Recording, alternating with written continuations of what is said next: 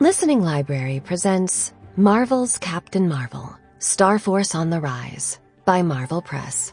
Adapted by Steve Behling. Read for you by Nicol Zanzarella. Then.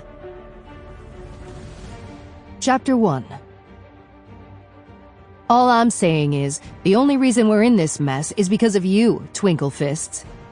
Verse crouched down in the muck, her brown eyes boring a hole right through Minn-Erva's accusing glare. Wait, what now? How is this my fault? And where do you even get off calling me Twinkle Fists?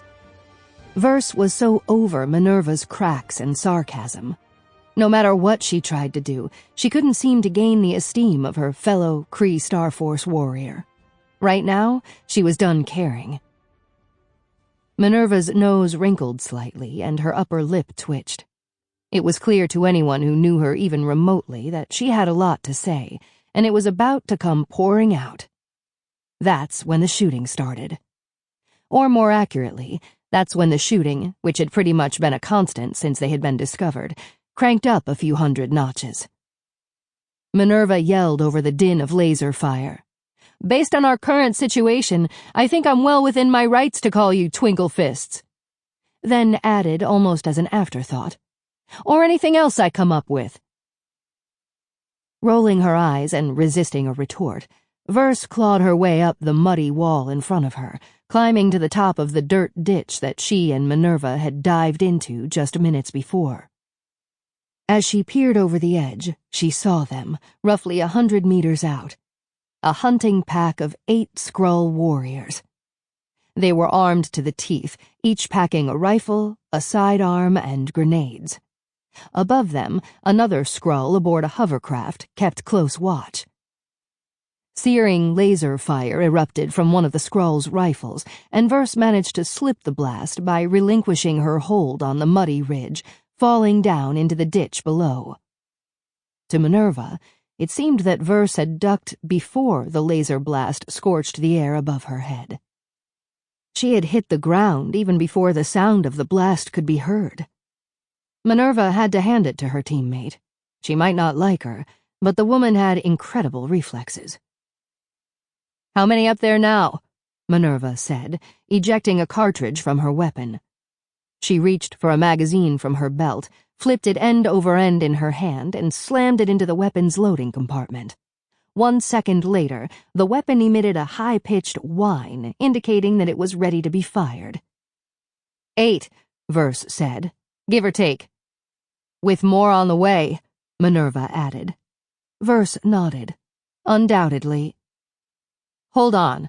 Did we just agree on something?" Minn-Erva asked.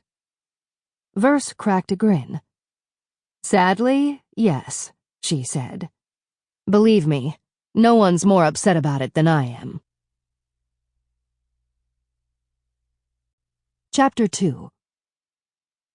Less than an hour earlier, everything had been running like clockwork. Minn-Erva and Verse had entered the space surrounding Aphos Prime in a small, 2-person Kree fighter. The ship's larger external weapons had been stripped in favor of adding an additional engine with enough thrust to enable the vessel to evade the Skrulls, who controlled the space surrounding Aphos Prime, as well as the planet itself. Due to its incredible speed, the Kree fighter had managed to avoid detection. But in order to do that, the ship had to move faster than a normal spacecraft and maintain that speed well into entry of Aphos Prime's atmosphere. The fighter entered the upper atmosphere well above cruising speed. Normally, a vessel like theirs would have engaged reverse thrust to slow the ship down, before allowing the atmosphere to act as a kind of natural air brake. But Verse and Minn-Erva couldn't afford that luxury, unless they wanted to alert the Skrulls to their presence. To say the Kree fighter took a beating upon entry was like saying that Minn-Erva and Verse didn't get along. Pretty obvious and a gross understatement. The ship bounced around on the atmosphere at first and nearly threatened to skip right off and back into outer space. Verse stayed at the helm, riding the ship, fighting with the controls every step of the way. Yanrog said this was going to be easy, didn't he? Minn-Erva shouted over the screaming engines. It sounded for all the world like the ship was going to shake itself apart. Uh-huh, Verse yelled back. You sure you know what you're doing? Minn-Erva asked skeptically, steadying herself in her seat. Of course I'm sure. I can fly anything, Verse said. She wasn't bragging, it was just a fact. Since she had joined Starforce, Verse had proven herself across numerous levels and disciplines. Everything from strategy to battlefield tactics, weapons and unarmed combat, ground-based and airborne vehicles, you name it, Verse was good at it. Which kind of annoyed Minn-Erva. The Kree fighter continued its assault on the atmosphere of Aphos Prime, piercing the planet's ozone layer. The hot gases that had built up on the ship's underbelly were dissipating, and the hull sounded less like it was going to crumple or explode at any given moment. It was time for Phase 2. In order to avoid detection by the Skrull's planetary sensors, Verse had to keep the thrusters pinned at faster-than-landing speeds. While this kept the Kree warriors safe from the threat of being blown up by their enemy, it made the possibility that they would smash into the surface of Aphos Prime a very real one.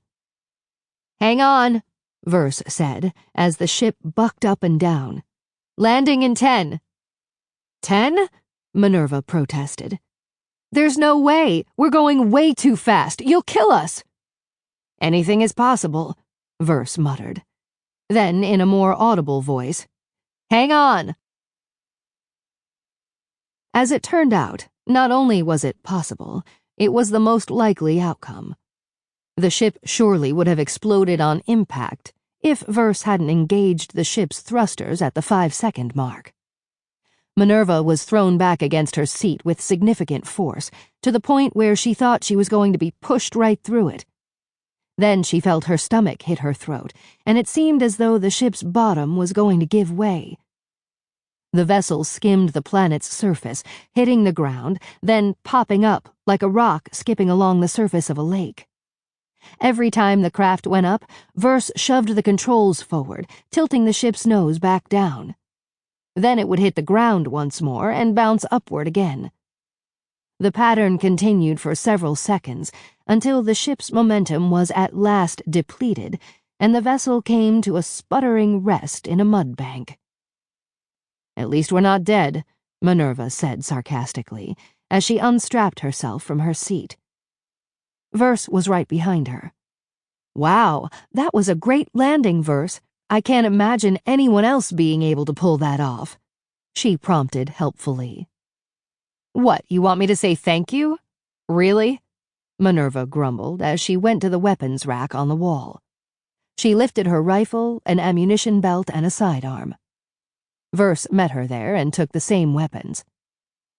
For protection and defense only, Verse, Minn-Erva clarified with a look. Remember what Yanrog said. Got it, Mom, Verse replied sarcastically as she strapped on the weapons. And I'm just saying, a thank you wouldn't be out of the question, Verse said. I am not saying thank you, Minn-Erva declared with finality. Not now, not ever. Bet you do, Verse replied. When Minn-Erva said nothing, Verse kept talking. I'm serious. Before this mission is over, I bet you thank me. You must like losing, was all Minn-Erva could say as she stomped toward the ship's exit hatch. Chapter 3. They weren't even a minute into the mission briefing before Verse was asking questions. It had all started promisingly enough. Within the confines of the stuffy briefing room, Yanrog, commander of Starforce, had gathered Minn-Erva and Verse to walk them through a 2-person mission.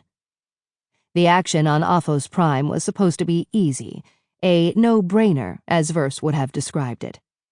One of her odd expressions that her teammates shrugged off as Verse being, well, Verse. Yanrog had actually described it as a routine reconnaissance mission. A Kree scout ship had reported Skrull activity on a remote planet, Aphos Prime. The ship had... Sample complete. Ready to continue?